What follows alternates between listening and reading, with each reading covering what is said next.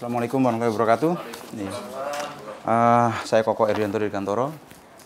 Saya membawakan materi untuk menjelaskan visi misi saya. Berdiri, boleh?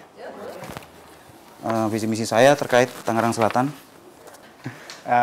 Saya join PSI 2017. Ini saya lahir di Surabaya, 17 Agustus 1976. Saya kuliah di Studi Bangunan, Brawijaya. Tahunnya sebenarnya saya malas cerita karena udah lama sekali, tahun 95 sih. Pekerjaan sekarang saya adalah founder sama CEO perusahaan kecil di BSD. Sebelumnya saya pernah jadi wartawan, juga kerja di bank. Kira-kira itu backgroundnya. Cuma sempat rame aja nama saya gara-gara kantor saya menerapkan cuti melahirkan 6 bulan sama cuti ayah 1 bulan. Nah itu sempat rame. Kantor yang mana? Kantor saya, Bu. Kantor yang saya dirikan. Sekarang, ya? Iya, yang sekarang. Nggak lama habis itu saya join PSI.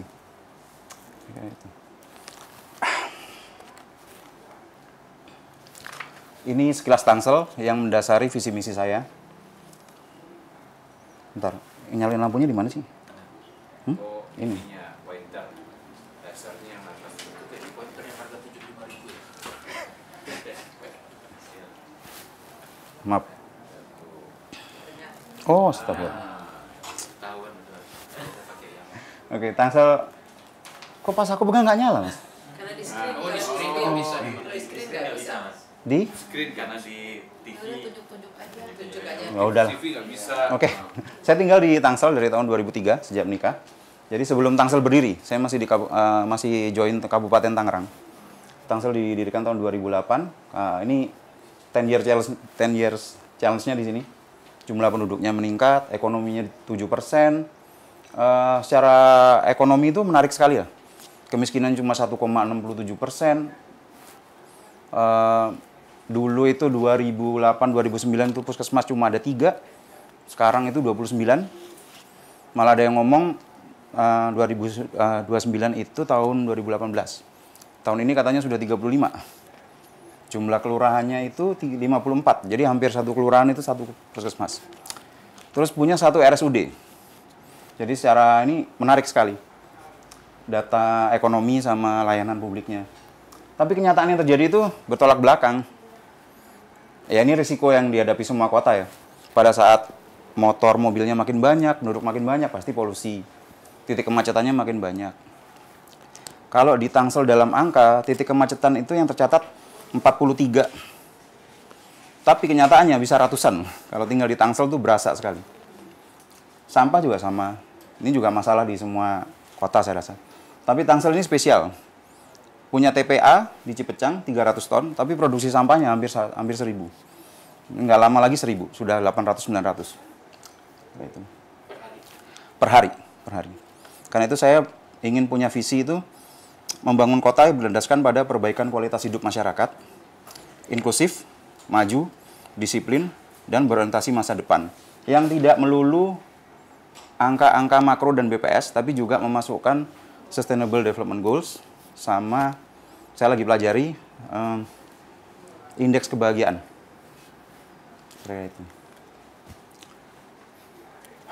Setelah saya baca banyak materi, program pertama saya adalah ini. Data di Tangsel itu tidak bisa dipercaya. Kemiskinan 1,67%. Kemiskinannya 1,67%. Tapi yang mendapat Social Security Net 120.000. PBI untuk BPJS kelas 3 itu yang dapat di atas 400.000. Padahal kalau jumlah orang miskinnya itu sekitar 20-30 ribu, pengeluaran itu mungkin cuma 8-10 miliar untuk bayarin PBI kelas 3. Tangsel bayar 144 miliar. Besar sekali. Datanya nggak bisa dipercaya. Jadi yang pertama, saya adalah ingin ada layanan data sama integrasi data mining dengan penggunaan yang kekinian. Kita bisa pakai AI. Yang sederhana aja Tangsel belum ada. Chatbot itu belum ada. Jadi kalau saya ngurus KTP atau ngurus KK gitu ya, saya harus datang ke sana dan sering kecewa karena antriannya panjang dan jamnya itu ini mepet sekali gitu. Ini yang menurut saya perlu diperbaiki. Data mining sama ini. Orang nggak bisa komplain di Tangsel itu. Nggak ada clue terus kepala daerahnya sama SKPD-nya itu tidak punya media sosial, sehingga warganya nggak bisa komplain. Oke. Ini ASN-nya. Kalau lihat di sini, secara laporan keuangan ini bagus semua. Dari sisi keuangan, dari sisi bottom line. Di sini kalau dari jumlah yang tercatat, PNS-nya itu 5.000. 5.000 pengeluaran gajinya itu hampir 1 triliun. Sisanya 5.000 lagi itu adalah tenaga honorer. Kalau di anggaran akan dipecah dua. Yang 5.000 itu masuk dalam biaya tidak langsung, yang honorer masuk dalam biaya langsung. Jadi seolah-olah dalam anggaran, biaya untuk pekerja itu hanya 25%. Jadi soalnya berprestasi, padahal realnya nggak begitu. Ini tadi tentang kesehatan. Tangsel ada 1 RSUD, 16 rumah sakit swasta, rumah bersalin, puskesmas, posyandu, klinik bisa dibaca. Akan dibangun lagi puskesmas, dan saya dengar ada rencana pembangunan RSUD lagi. Itu menurut saya proyek yang tidak jelas ininya, untuk apa gitu. Apalagi hari ini RSUD Tangsel di Pamulang, itu awal dibangun ada kelas C. Sekarang malah turun kelas jadi kelas D. Jadi yang saya lakukan, pertama, yang lama, yang baru belum dibangun. Nah, saya akan audit ini dulu. Penerima data PBI itu tadi orang miskinnya 1,67, tapi penerima data PBI-nya, penerima PBI-nya itu 400.000 lebih. Dan ini banyak orang kaya yang dapat. Ini nggak pernah dimuktahirkan datanya. Saya tahu ini ada pressure dari pusat bahwa daerah itu harus punya BPJS sebanyak mungkin. Tapi ini harus diperbaiki datanya. Karena apa? Yang harus dapat PBI itu adalah jelas orang miskin, MBR, pekerja MBR, pekerja yang baru saja PHK, kelompok rentan disabilitas, single parents, dan yang kelompok rentan lainnya. Itu yang diutamakan dulu. Crossing antara Dukcapil sama Dinsos. Yang kedua jejaring. Daripada membangun ini kalau bahasa ekonomi kita keluarkan capital expenditure, kita ubah itu jadi operational expense. Dengan jejaring dengan ini 386 klinik sama 16 rumah sakit. Jadi ke disburse, nggak cuma ke RSUD sama puskesmas saja. Uangnya bisa untuk peningkatan fasilitas puskesmas. Terakhir pencegahan, ini sesuai dengan Germas. Surveillance berkala segala macam. Ini bisa kita jadikan ini. Kita jadikan semacam jaringan kita untuk melihat lagi ada pandemi apa, lagi ada orang sakit apa, kayak begitu. Termasuk ini penggunaan kerjasama dengan posyandu. Terutama pada 1000 hari pertama anak lahir. Karena itu yang penting untuk menentukan anak itu akan stunting atau tidak. Juga 270 hari pertama kehamilan. 270 hari saat hamil, bukan kehamilan. Pada saat hamil, itu harus dilihat gizi ibunya, segala macam itu ada di sini. Ini pendidikan. Pendidikan itu saya nggak lihat yang sangat tinggi, saya lihat cuma sederhana. Di Tangsel itu anak lulusan SD masuk SMP, yang masuk negeri itu hanya 30%. 70%-nya masuk swasta. Swastanya itu tidak semua orang mampu untuk masuk swasta. Banyak yang tidak mampu juga. Dan mereka gagal masuk SMP karena zonasi, karena apa, segala macam-macam. Sama juga, persentase yang sama masuk juga ke SMA juga sama. Hanya 30% yang bisa ditampung.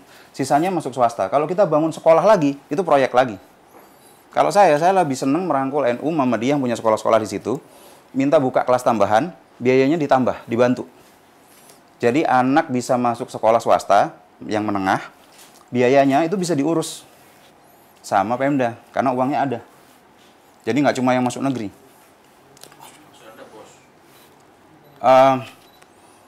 Dari itu Pak, kalau yang SMP itu dari pusat sama Bosda di combine. Waktu habis ya? Gimana? Masih ada berapa slide lagi? Ini tentang transportasi. Saya menolak MRT. Yang paling utama adalah itu. Saya menolak MRT dan saya udah hitung biayanya Pak. Sampai sekarang nggak ada yang bisa meyakinkan saya bahwa itu masuk akal. Bentar. MRT Jakarta panjangnya 15 km, 13 stasiun, investasinya 16 triliun, pinjamannya dari JICA, 10 tahun grace period, panjang rentang untuk pembayarannya 30 tahun. Kemarin 9 bulan pertama, MRT Jakarta itu menghasilkan uang 1 triliun. Nyaris 1 triliun, 900 berapa miliar. Pendapatannya 180 miliar, itu dari fare, dari bayar tiketingnya. 200 miliar something itu dapat dari naming right. So, Lebak Bulus, Grab, gitu, segala macam itu bayar segitu. Sisanya 500 miliar lebih itu adalah subsidi dari pemerintah DKI. Kalau kita bangun ke Tangsel, dan Tangsel harus sharing, Tangsel cuma punya APBD 4 triliun. Kalau kita keluar 500 miliar, we are doomed. Satu. Kedua, ada solusi. Bisa pakai two-step loan, bisa juga pakai minta dukungan pengembang. Tapi kalau pengembang, mereka pasti minta stop di tempat transit mereka. Tata ruangnya, mohon maaf, akan menjadi tata uang. Saya nggak mau di situ. Kenapa? Mereka akan pompa harga propertinya mereka. Density Tangsel itu akan makin parah. Density Tangsel sekarang 1 km itu 11.000 orang. Tapi kalau daerah-daerah yang bagus, Bintaro, BSD, Alam Sutra, Villa Melati, itu density-nya 6.000, 7.000. Tapi kalau kita ke Ciputat, Ciputat Timur, Pamulang, Pondok Aren yang padat, itu 13.000 per kilometer persegi. Bisa bayangkan ininya, kualitas hidup mereka seperti apa. Kalau MRT-nya lewat, daerah-daerah yang kaya tadi, harganya makin mahal. Makin eksklusif hidupnya, kualitas hidupnya makin bagus yang kaya. Yang nggak mampu akan pindah ke daerah yang density-nya makin padat. Ya, itu akan jadi masalah baru. Saya khawatir sekali di situ. Saya lebih memilih KRL. KRL-nya ditingkatkan, habis itu feedernya diurus. KRL ini sebenarnya masih banyak, Pak, yang bisa ditingkatkan. Di Tangsel itu ada 5 stasiun. Serpong, Rawabuntu, Sudimara, Jurangmangu, Pondok Ranji, ada 5. Ada 3 persilangan sebidang. Masalahnya itu di persilangan sebidang. Iya, persilangan sebidang. Penjelasan Bangun underpass atau naik? benar, Pak. Bisa naik, bisa ini karena teknis, Pak ya. Tapi saya hitung biaya underpass maupun flyover itu sekitar 75 sampai 100 miliar. Jadi kalau 3 itu 300 miliar dan biayanya tidak ditanggung Tangsel saja. Tapi bisa kita ngomong ke Dirjen Perkeretaapian dan sekarang juga bisa ngomong ke PT Moda Integrasi Transportasi Indonesia Jabodetabek. Barusan dibikin kemarin. Nah, itu menguasai 72 stasiun se-Jabodetabek. Jadi kita bisa urus. Kalau itu selesai, persilangan sebidang selesai, berikutnya adalah perbaikan sinyal kereta. Dengan perbaikan sinyal kereta, agak teknis, Pak ya, headway kereta bisa lebih pendek. Jadi jarak yang dulu bisa 10 menit, itu bisa cuma 5 menit keretanya lewat. Yang naik kereta di Tangsel itu 125.000 per hari. Tapi dari Tangsel ke Jakarta itu di atas 500.000 pekerja setiap hari. Jadi yang keangkut hanya 125.000. Kayaknya Anda paham betul dengan masalah segala macam juga solusinya ya, gitu ya. Sejak kapan Anda tahu masalah dan solusi? Saya karena tinggal di Tangsel, Pak. Berarti sejak 2000. Saya 2003 malah, sebelum Tangsel berdiri dan kantor saya di Tangsel. Karyawan saya di Tangsel. Jadi ya itu saya. Anda kan bukan orang sembarangan loh, di situ kan Anda punya peran di masyarakat. Yang Anda lakukan setelah tahu itu apa selama ini? Saya biasa ini, Pak, saya banyak di forum diskusi tentang kereta. Sama sebenarnya saya sama ibu anak awalnya. Dari sini saya dapat banyak masukan. Saya dulu awalnya itu sangat kukuh bahwa terserah saya dong, mau naik mobil, mau naik apa, terserah saya gitu. Udah 2-3 tahun terakhir ini saya naik kereta gitu ya, saya geser. Setelah banyak diskusi dengan teman-teman gitu. Maksud saya tidak ada Anda tidak mencoba dalam peran Anda yang bukan wali kota, bukan pemerintah gitu ya. Itu untuk ikut menyelesaikan masalah ini. Saya lebih banyak bicara sama RT di lingkup kecil saya, Pak, sama lingkup kantor saya. Jadi maksud saya apakah hanya dengan jadi wali kota itu bisa menyelesaikan masalah-masalah ini? Kalau saya katakan sekarang iya, Pak. Karena root cause-nya itu menurut saya ya, ujungnya itu ada di ini. Ada di pengambil keputusan. Yang kedua, pertanyaan saya, Anda pernah nyalek kan? Pernah, Pak. Anda dapat suara berapa? 7.800. Separuhnya ada di Tangsel. Saya suara terbanyak kedua, Pak. Untuk jadi wali kota kan perlu berapa tuh? Dari pemilihnya 1 jutaan lebih ya? Ya, 2015 pemilihnya sekitar 800-900 ribu. Pemilih berapa? Pemilih. DPT kemarin itu sekitar 1 juta ya? 1 juta. Ada 100-an sekarang. Iya, saya hitung itu Pak 2015 waktu Bu Airin yang second terms. Sebagai apa namanya data person, Anda sudah hitung di mana Anda akan beroleh suara? Saya hitung dulu Pak ya, dari waktu pilkada 2015 itu golputnya 50%. Golputnya 50%, Bu Airin menang dengan 200.000 something lah ya. Nah itu PSI Tangsel Pak, kalau ini solid ke saya gitu ya. PSI Tangsel itu punya 50.000 suara. 50.000 suara yang bisa saya katakan kita tidak melakukan money politik sama sekali. Kita punya 50.000 suara captive di perumahan. Kita itu ke Anda maksudnya? PSI. PSI Pak, nanti ini kan nanti Pengiat PSI akan PSI. ke saya, akan dukung saya juga akan ketemu. Belum tentu ya, itu Kalau Anda. solid ketika Kalau solid itu kami dapat 50.000. Oke, terus? 50.000. Habis itu saya bisa nanti berkoalisi dengan partai lain ya Pak. Saya bisa masuk ceruk yang lain gitu. Paling enggak kalau dari hitungan kasar, kalau nama keluar itu dari awal sebelum kampanye mungkin bisa 100.000, 150.000 itu sudah di tangan gitu. Sisanya baru kita campaign, hard campaign, masuk segala macam. Model kampanye Anda yang akan berbeda dari yang lain apa? Yang akan menjadi diferensiasi Anda sehingga orang tertarik.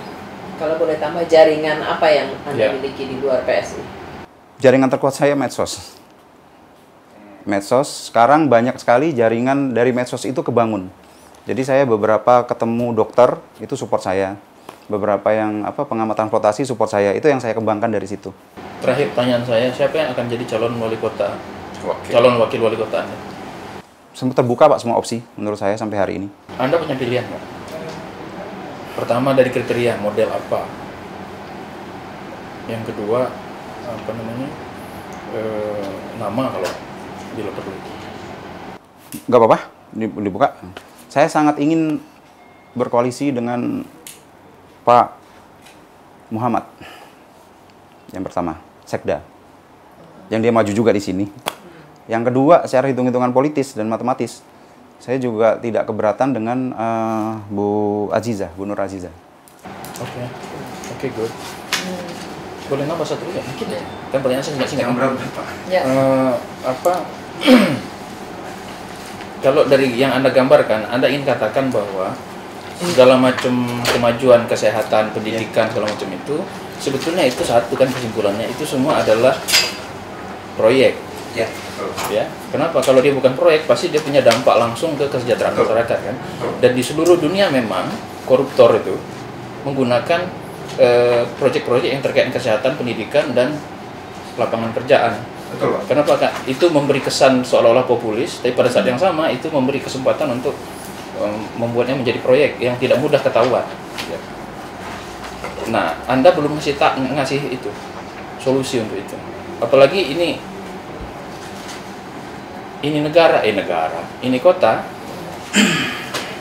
sangat prone to corruption. Iya, Pak. Yang pertama saya harus memompa pendapatan dulu, Pak.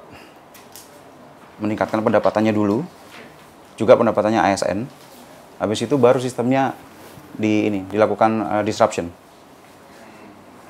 dengan menggunakan teknologi. Nggak bisa lagi pakai orang. Saya akan gunakan merit sistemnya itu pakai teknologi. Terus untuk mengurangi korupsi satu lagi, saya mau dari Emus Rembang sampai jadi APBD, semua online, semua bisa mengkritisi, semua jadi auditor. Semua dibuka sampai nggak cuma gelondongan, sekarang levelnya gelondongan. Saya maunya sampai kecil-kecil ketahuan. Jadi semuanya bisa ngelihat. Politik pasti marah. Biarin. Ya harus dihadepin. Kenapa? Soviet, Pak. Buat saya lebih baik saya menghadapi DPR marah daripada saya membiarkan program itu tidak diawasi banyak orang. Semakin banyak yang mengawasi semakin baik. Tapi kalau DPR-nya marah, Anda nggak jadi perda tuh barang, nggak jadi kebijakan. Iya. Saya akan Anggarannya nggak disahkan. Anggarannya. Saya tidak akan mau berkoalisi untuk garong. Simpelnya cuma itu, Pak. Saya tidak akan mau berkoalisi untuk garong anggaran. Saya akan cari jalan lain, memutar sejauh mungkin, saya tidak peduli. Yang penting saya nggak mau aja koalisi untuk cara-cara seperti itu. Jadi saya buka semua. Kalau udah saya buka semua, Pak, mereka akan kehilangan banyak suara loh. Kalau masyarakat tahu bahwa ini dibuka dan caranya nggak benar, masyarakat akan tahu. Kedua, saya pengen e-katalog. itu dikerjakan pihak ketiga, bukan dikerjakan oleh internal pemerintahan kota. Dengan di katalog pihak ketiga, saya bisa lihat bener apa enggaknya. Sama pendapatan di Tangsel itu juga harus di-push, Pak. PDRB Tangsel itu sekitar 68-70 triliun. PAD-nya itu 1,7 triliun. Saya sudah PAD berapa persen dari APBD? Berarti cuman 1,7 atau 4. tahun 4 ya. Lumayan sebetulnya, hampir 50%. Dengan PDRB 70 triliun harusnya bisa lebih, Pak. Enggak dibanding daerah lain itu paling. Saya nggak mau pairing sama daerah yang lebih kecil. Saya mau pairingnya malah sama nasional. Nasional PDB itu 15.000 triliun, bisa dapat pajak 1.500, Pak. Itu at least 10% harus kita dapat. Jadi harusnya APBD Tangsel itu bisa 7 triliun. Harusnya bisa 7 triliun. Kalau mau ini ya, kalau mau ditata bener gitu. Kalau Anda bisa PAD jauh lebih besar dibandingkan dengan DAU misalnya segala macam, itu prestasi gitu. Mungkin banyak yang frustasi tapi, Pak. Prestasi mungkin, tapi akan banyak yang frustasi. Karena saya lihat ini masih banyak yang belum dilakukan intensifikasi sama ekstensifikasi. Anda tahu DAU-nya berapa? DAU? Ada, Pak, saya bawa semua. Bentar, Pak. Faktor usia. Saya harus pakai kacamata kalau udah lihat.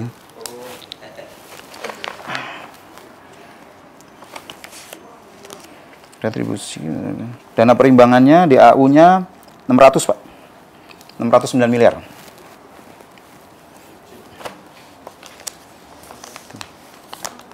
Nah, program-program saya tadi tanpa harus meningkatkan PAD sementara waktu untuk 1 tahun pertama, itu saya bisa alihkan.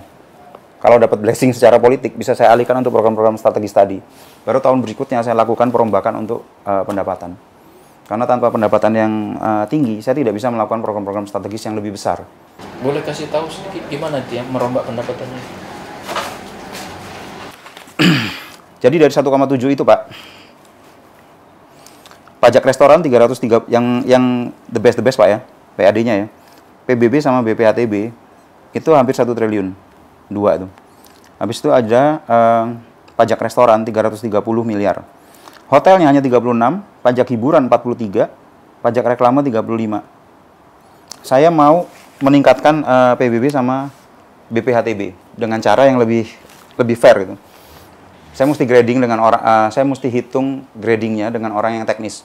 Luasan berapa, harga berapa, orang tinggal di situ, SES-nya berapa, dia kena berapa. Jadi di Tangsel itu banyak deviasi harga NJOP-nya sama harga jualnya, terlalu jauh. Jadi sebenarnya ini masih bisa naik. Satu itu. Kedua, restoran banyak harusnya di restoran itu ada pajak daerahnya, Pak, yang 10% masuk ke daerah. Itu banyak 0. Jadi biasanya di set itu kalau rumah makan rame gitu ya, mungkin ada pegawai dari Dispenda datang, nego. Bayar pajaknya sekian. Nego itu sudah dilakukan 2000 tahun yang lalu, Pak. Jadi saya nggak mau. Saya maunya kita ada device di situ untuk lihat berapa exactly pendapatan restoran di sini, berapa exactly pendapatan hotel, juga hiburan. Kalau di bawah 300 juta per tahun, nggak usah bayar. Tapi kalau misalnya di atas 300 juta, bayar. Sebetulnya banyak orang tahu solusi ini kan sebetulnya. Tahu, Pak. Tapi lebih baik nego. Maksudnya Yang sukses kan DKI. sudah tahu, tapi real eksekusi itu Iya. gimana? Apa hambatannya? Problemnya kan itu. Ya. Hambatannya tadi, Pak, di ASN-nya harus dipres. Birokrasinya yang harus dipres. Habis itu kita Gimana itu kan Anda mewarisi disuruh orang kerja lama. lebih keras, Bu. Dengan insentif yang bagus. Kan orang-orang itu ini pengalaman. Gimana? Mau dipecat, Pak? Dan mungkin kok saya melihatnya Anda mainnya kecil-kecilan gitu ya di restoran. Padahal kalau Tangsel itu kan dia punya banyak potensi untuk pariwisata, Ya. termasuk convention center dia yang besar itu. Ya. Convention Yang, center yang hotelnya kurang. Jadi Punten, Bu, yang ICE itu masuknya Kabupaten Tangerang. bukan bukan Tangsel. Itu masuknya kan ke BSD. Kecamatan BSD. Cisau. Oh, yang itu masuk. Tapi di Alam Sutra di apa namanya nggak ada ya yang besar. Nggak ada, Bu. Nggak ada. Bahkan mungkin kalau Bapak Ibu tahu ada Sumarekon Mall Serpong, itu bukan Tangsel. Itu masuk Kabupaten Kelapa II. Juga masuk. Kakak Ayon Mall masuk Cisauk. BSD dibagi dua. Bukan, Bu. BSD itu batasnya ada sungai di situ. The Breeze. Marketing Office itu batasnya di situ. mungkin kalau saya lihat Anda misalnya tadi mau melawan DPR, mau tekan ASN. Saya rasa apa nggak lebih baik kita mencari goal bersama gitu ya? Tidak. Tidak. Saya maunya diserap. Nggak ada jalan, Bu. Nggak ada jalan. Now or never. Kalau saya nggak diserap, saya nggak akan masuk PSI. Saya akan masuk partai lain. Tapi untuk diserapkan, pertama Anda harus terpilih dulu. Ya. Kedua, setelah terpilih, Itu Anda juga harus pertanyaan saya tadi. Anda harus Gimana buka jalan. Yang begini Ya. bagus nih, tapi gimana voter ngerti kan? Ya. Ini komunikasi. Ya, saya akan engage orang komunikasi politik, Pak, untuk membantu saya membahasakan bahasa langit saya jadi bahasa bumi. Gitu. Kayak komedi ya. Mas Koko, pertanyaanku, sorry ya kalau agak terlalu awam ya, tapi kan tadi kan sempat bahas soal tata ruang dan tata uang. Aku pernah 3 tahun jadi warga Tangsel, dan memang terasa itu daerah autopilot, pemerintah ngapa-ngapain, semua yang bangun developer gitu, aku rasanya. Nah, bargainingnya wali kota ke developer tuh gimana, Mas Koko? Iya. Wah, itu bukan pertanyaan Itu saya awam, Bos. Aku sebagai warga, Iya, rasanya tuh kayak di sana tuh kayak pemerintah bener-bener semua pembangunan tuh developer Iya, gitu ya. itu pertanyaan super sulit. Saya tambah ya pertanyaannya, dan bagaimana Filmnya. bagaimana itu menjawab isu ketimpangan. Susah tuh. Salah lagi. Nggak jadi Mas Koko, nggak jadi. Oh, jadi. Karena Ya udah. harusnya Anda bisa meminta developer, kan ada aturannya tuh berapa persen yang mereka harus bangun RTH dan dan itu ya. segala Masum. Sudah banyak terlalu campur tangan developernya sudah sangat masif di Tangsel. Apapun yang mereka lakukan untuk memompa harga mereka, produk mereka. Ya, udah terjadi dan itu memberikan Tangsel juga kemakmuran. PPATB sama PBB-nya tinggi gitu. Saya sih mau mengajak mereka untuk ngurusin ini juga. Jadi ngajak, Apa insentif mereka untuk ikut urusan ini? saya bisa bantu mereka. Kalau pengembangan wilayah saya akan bantu, Pak. Asalkan mereka juga bantu saya. Untuk membantu feeder, misalnya dari klaster-klaster mereka, itu mereka punya feeder gratis untuk warganya mereka sendiri. Kalau mereka mau, mereka juga bisa bantu saya, karena saya lagi mau bikin angkot gratis untuk daerah yang non perumahan, perkampungan. Bantu saya di situ. Jadi yang miskin dapat angkot gratis pada saat jam sibuk, jam 6 sampai jam 8. Jadi nego lagi. Kenapa? Jadi nego lagi. Negonya kan sama pengembang. Pengembangnya dapat ini kan, Pak, dapat pengembangan wilayahnya dia. Tapi saya kan juga dapat, warga yang miskin kan dapat. Kan maksud saya mau distribute pendapatan itu langsung. Kalau di pajak itu namanya earmarking. Jadi itu mau saya earmark di situ gitu. Jadi saya mau ada Tangsel angkot di Tangsel itu 1314. Saya belum cek berapa yang layak jalan. Saya mau kerjasama sama mereka. Maunya sih dari ini, bantuan dari uangnya dari APBD. Tapi kalau misalnya nggak ada budget di tahun 1-2 tahun pertama, saya mau ngomong sama pengembang. Seperti apa untuk bantuin. Angkotnya itu di-reroute. Tiap jam 6 sampai jam 8, di-reroute ada 20 trayek angkot. Itu semua jalannya ke arah MRT, ke Lebak Bulus, dari Tangsel ke Lebak Bulus, sama ke 5 stasiun. Itu gratis. Sama ke sekolah. Habis itu malam juga free. Setengah 6 sampai jam 8 malam. Lagi saya hitung juga untuk angkot aman untuk perempuan yang pulang malam. Mungkin karena kuliah apa aja jam 9, jam 10 malam ke atas itu ada angkot yang standby. Pakai GPS sama CCTV mungkin. Itu saya ingin ini melibatkan pengembang. Karena kalau pengembangnya ini ya mengajak masyarakat menengah atasnya mau naik kereta, mau naik bis, yang mereka dapat juga ini banyak. Selain dari saya ya, dapat pengembangan wilayahnya saya bantu, lingkungannya jadi lebih baik. Di Tangsel itu salah satu yang paling buruk polusinya, dan polusinya paling buruknya pagi sama malam saat mereka berangkat, karena mayoritas menggunakan kendaraan ini. Dampaknya sampai Jakarta. Kalau ini dikurangi, saya juga akan mungkin minta sama Jakarta bantuin saya dong. Ini juga sebagian bisa minta tolong pengembang untuk pengembangan UKM, terutama di sini, sama di sini. Tapi terakhir banget, karena belum Saya mau, ini satu lagi boleh nggak? Ini saya mau ajak pengembang di sini juga gitu. Karena Tangsel tuh nggak punya PDAM, baru aja bikin tapi kecil. Airnya itu dari Kali Angke, kualitasnya juga saya nggak tahu. Nah ini spamnya kita dukung, kita perbaiki. Ini juga harus ngajak ngomong pengembang, karena air paling bagus itu justru dimiliki pengembang. Di BSD, di paling bagus. Gitu. Terus ini ada program tabung air. 1 tahun di Tangsel itu hujan turun itu volumenya 240 mm per bulan. data 2017 atau 2016 yang saya baca. Jadi kalau saya annualize, saya kalikan 1 meter untuk penampang 1 mm dengan penampang 1 meter persegi, itu menghabiskan 1 liter. Mendapatkan air 1 liter. Jadi 1 tahun itu bisa ada sekitar 500 miliar liter. Konsumsi orang di Tangsel, 1 orang 150 liter kali 1,7 juta penduduk kali 365 hari, kira-kira 100 miliar liter. Jadi bantu untuk minumnya, untuk kebutuhan air tanahnya. Sisanya baru dilimpahkan ke tanah. Ini nggak bisa kalau kita nggak ajak ngomong developer. Mereka harus ikut juga naikkan kualitas kehidupan masyarakat. Kita Ini udah. Kalau ditawarin wakil wali kota mau nggak? Nggak apa-apa, Pak. Boleh saya. Tidak keberatan saya. Oke, ya, makasih. Banyak kok. Tangan nggak kita masuk, Pak? Oh iya boleh.